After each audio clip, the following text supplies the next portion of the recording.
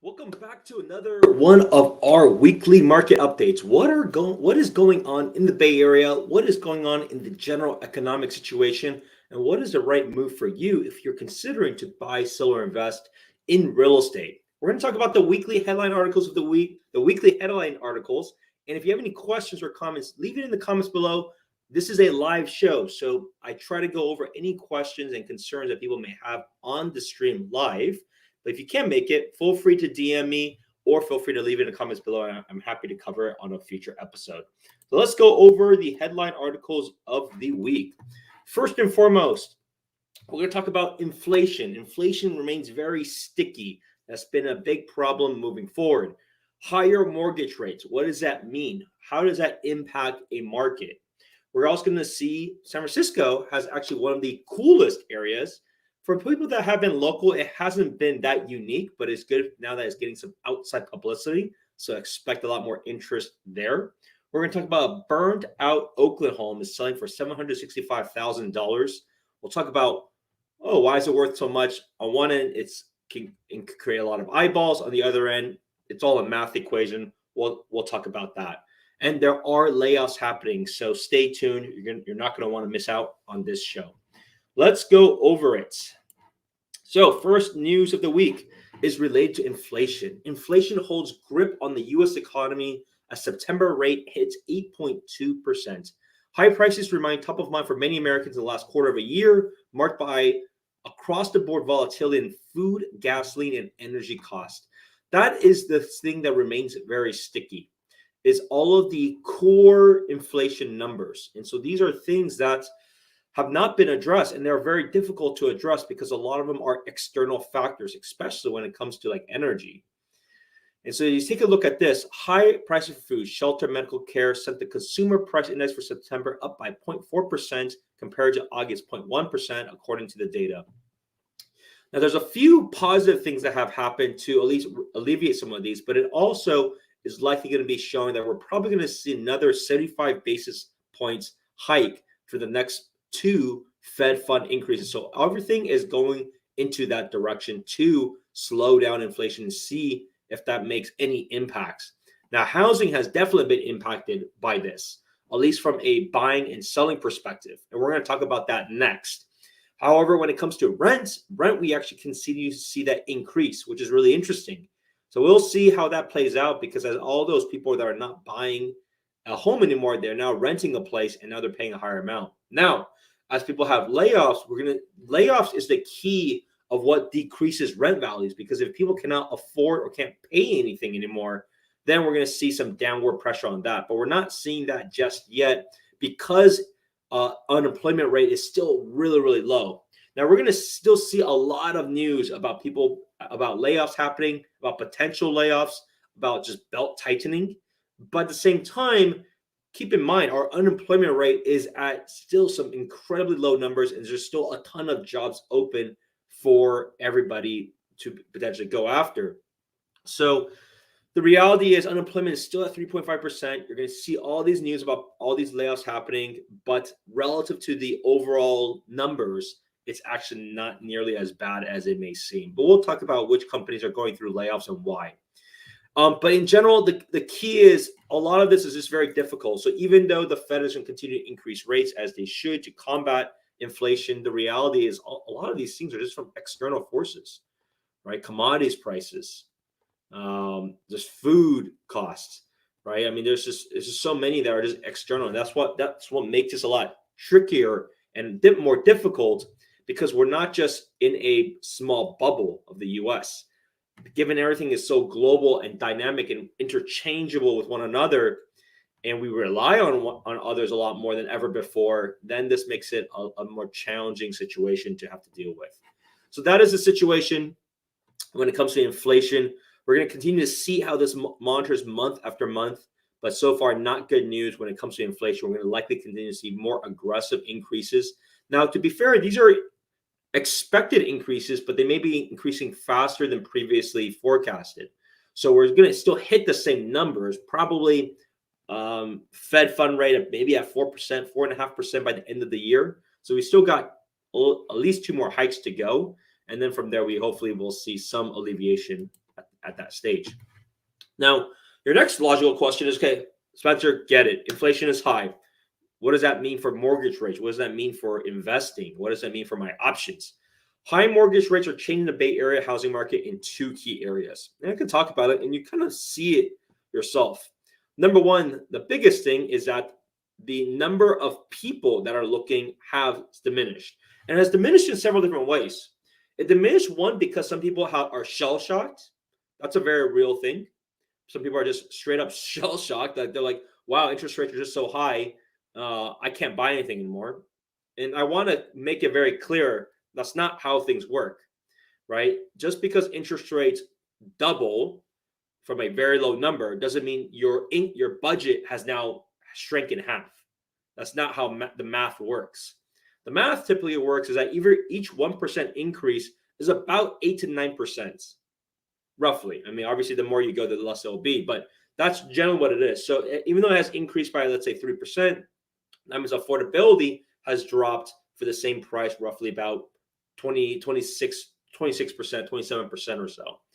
And so that's the general balancing act that the market has to continue to do and is continuing to do, fortunately, in the Bay Area. Fortunately, in the Bay Area, people have actually adjusted more versus other areas in the country, which I feel terrible for. They may have only dropped by like a few percent, which means there's even a bigger spread than before. That means the market is even stronger from that perspective than before. And so those are all the things that one has to consider when it comes to buying a home is, yes, rates are what they are. There are many creative financing options out there. For example, you can go adjustable rate mortgages right now, which is a 5-year lock or 7-year lock. Those are about 1% lower.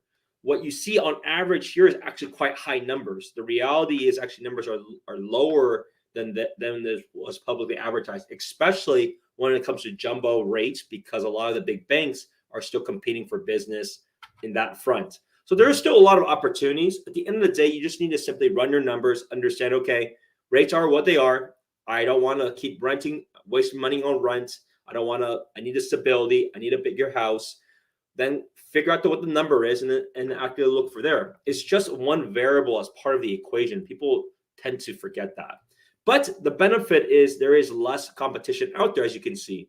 So there's a whole lot less overbidding. There's a whole lot less activity. And that does present a challenge moving forward too.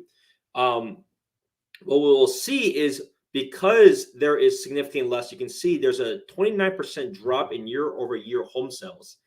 It's a combination of two factors. It's the buyer demand is less, but it's also the aspect of less new listings that come on the market too. And so if you don't realize that and don't see that, that's just the nature of what happens is because we haven't had this massive layoffs or a lot of unemployment, there's not much need. So people are then potentially converting that into a rental. So you see that a lot. They just delist it. Mentally, someone doesn't want to do it. And so we're going to have this kind of ongoing situation until one side kind of gives more than the other. But that's just the reality of the dynamics of the market. That's the fun of the market. And that's just what it is. Now, let's talk about San Francisco. This San Francisco neighborhood was named one of the world's coolest. Here's what the ranking got right. Where is this place? If you can guess, take a pause of this video. Leave in the comments below with what neighborhood you think is one of the world's coolest.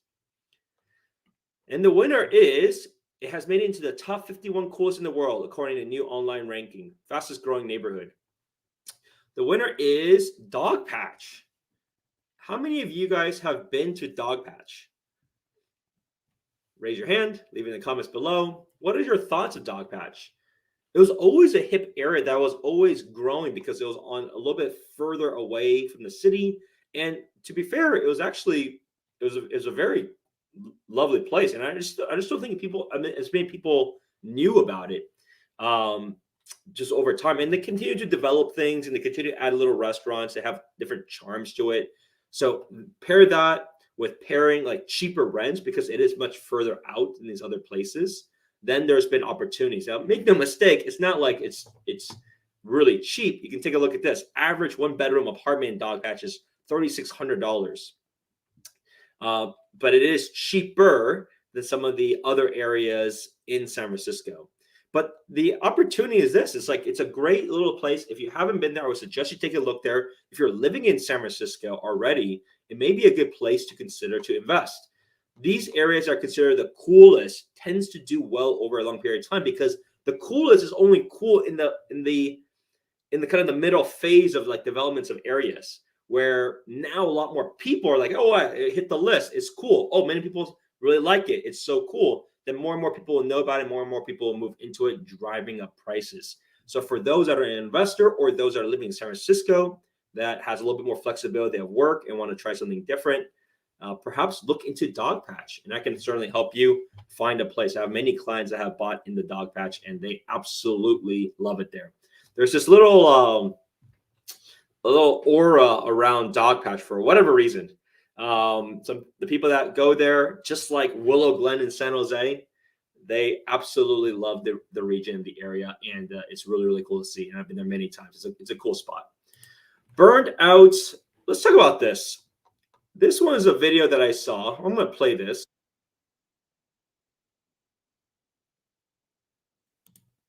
Burned out Oklahoma selling for 765.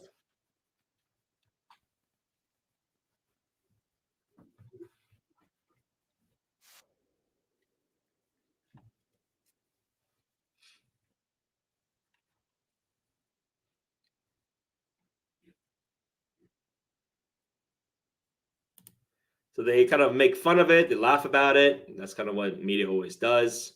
Um, so what is about a burn house, right? So what is it about the burn house, and is it a potential value? No. Is it a value? So the way that you want to consider that, if you're going to try to make a play on that, is you got to understand a few things. One, from an insurance perspective, you got to contact your insurance provider upfront. Is that home going to be insurable?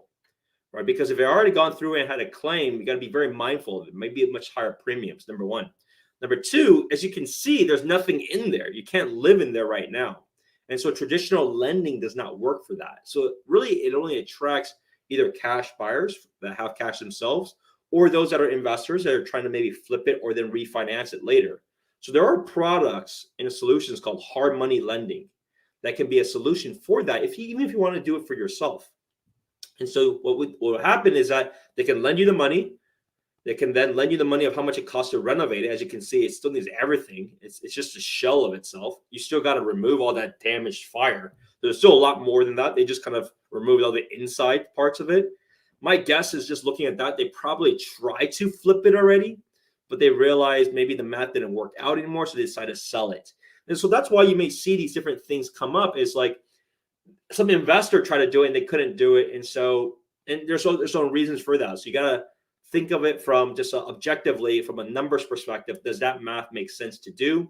And then should you go ahead and do that? And so some people say, look, it's a good use because you can completely remodel it. It just depends on what the ARV is, which is your after repair value, what that looks like. And then you do the math. Does it make sense in the efforts to do? And so some people will make the bet, some others will not. And at the same time, you can also think of it for individual homes. They may want to completely remodel for themselves if they're willing to take on all that work and much higher interest rates when it comes to borrowing against hard money lending. So we're going to end two things, really about the layoffs that are happening in the Bay Area, just so you're aware of. Now, some are not even layoffs. Some are just news. So some of the news, and you may have seen it, is like Google. It was slow its hiring pace and cut back on expenses such as business travel. I know many of my Googlers have already shared with me your own internal conferences are canceled altogether. No more lavish parties, significant reduction, even though they're still making a ton of money, but it's all about the earnings per share. So they're being very, very tight on that. You see announcement from Amazon recently. Amazon is saying, look, we're not going to be focused on growth anymore. We're going to be tightening our belt. We're going to be focused on being a cash cow. So you see that move happening. And, Google, Microsoft, I mean, they're still printing money. It's just, they're just not growing as quickly anymore as the overall ecosystem has basically shrank. So you're going to continue to likely see that. Now, Google did not say they're firing people, as you can see. It's just slowing its hiring pace. So probably focusing on more core initiatives. And I'm sure they probably want to lay off the people that are not being productive. Now, the the fascinating part about it is this next one. Intel is anticipating layoffs in the thousands. Although the company employing 8,400 people in Silicon Valley has not yet confirmed the plans, an announcement is expected in the coming days. How crazy is this? Wasn't it just 1 or 2 months ago on my show and on the news that we were doing all these like semiconductor chip pushes and we were giving them free money and then to build up fabs? Wasn't that like what just happened? And how much money did we just give them? And it was like a blank check. And then now you see this kind of shenanigans happen. Like just crazy. The hypocrisy is just crazy of this. They're cutting all this money, yet they got all this free money when it came to building new fabs. But if why would you build new fabs if you're gonna have layoffs and you have no demand for that? Like it's just like really bizarre how the government has been spending and wasting money across the board, and how their incentives are just so messed up. Because you can see this happening now. Now they're going to be layoffs in the thousands. Yet they have what was it, billions of dollars to build some fabs. Just crazy. If you have any comments, any thoughts on that, leave them in the comments below. The hypocrisy of that is just absolutely crazy. Next, Realtor.com, based in Santa Clara. This is a pretty small company here. Laid off undisclosed number of employees last month, citing the slower real estate market. Only 10% of the company's employees are located out here. Most of it are more technical and engineering. Yeah, anything related to real estate, because the transaction volume typically is less, is going to shrink, whether it's loan processing, whether it's big banks, whether it's these firms that have a business model related to it. So like Realtor.com, Redfin, Zillow, Fly Homes, the next one we're going to talk about, just anything related to it is going to be shrinking big time. Combination of transaction volumes down significantly, but also the aspect of needing to hold on to a lot more cash. Netflix has certainly been going through their own struggles, right? So Netflix continues to cut spending. So a lot of projects are just not being green lighted anymore. So that's going to be really interesting to see what kind of new shows and movies are around the corner, given there's just been a lot more consolidation. And last but not least, this is not a shock at all. Oracle and BioMarin. So Oracle has already been leaving the Bay Area altogether. I think for the most parts, they're going to try to cut as much cost as they can in the Bay Area and use this as an opportunity to cut costs, because they've already moved a lot of their people, and they already moved their headquarters already out of the area, out to, I think it was Texas. And so I'm not too surprised that they're going to keep cutting the more expensive labor here for other areas, because they've already done that with their space. BioMarin, same thing. BioMarin, I think they are BioMarin. BioMarin. I don't have a story for this one. They're in Marin County, but they'll experience layoffs too. Now, the last thing I want to go over is this one, Pacaso. So here's another real estate company. So what is Pacaso? So Pacaso is a solution for second home ownership. Now, at the same time, it's second home ownership of luxury properties, of where people, instead of buying a timeshare in a nice place, they'll actually co-own the place. So it actually took off and did quite well in the early parts of their journey, mainly because they had a very established CEO, which is the I think founder of Zillow.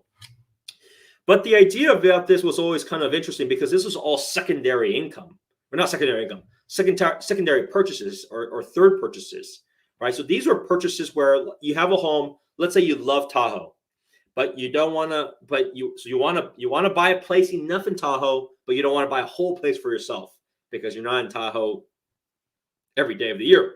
So instead of that, you can buy a fractional part of that business or that property and share with other people. Now, in exchange, to be fair, there is a premium that you'll be paying on it, because there's going to be some premium of the service that they can do. There's also the service of them splitting it up evenly. Let's say six owners are owning it. And then also the system to book it yourself afterwards, almost like an Airbnb kind of style of booking your own property.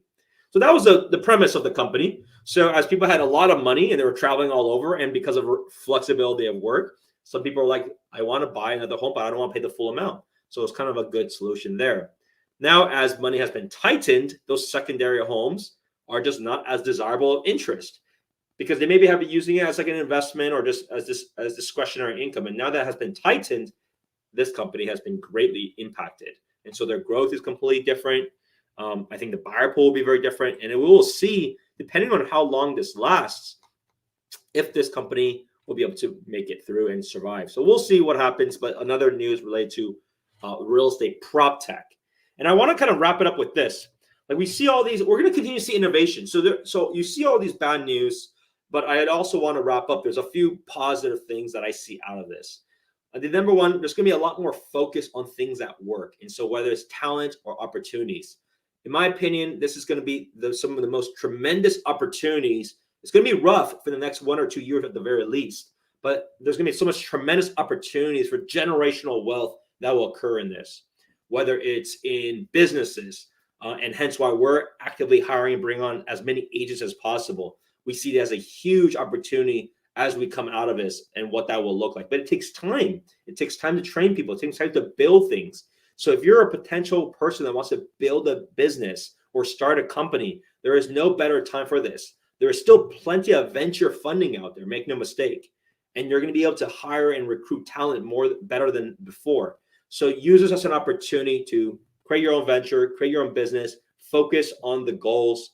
And I would say in the next couple of years, you may have generational wealth that'll be created. Well, hope you enjoy this show and enjoy the weekend. I'll see you at the next one. Bye now.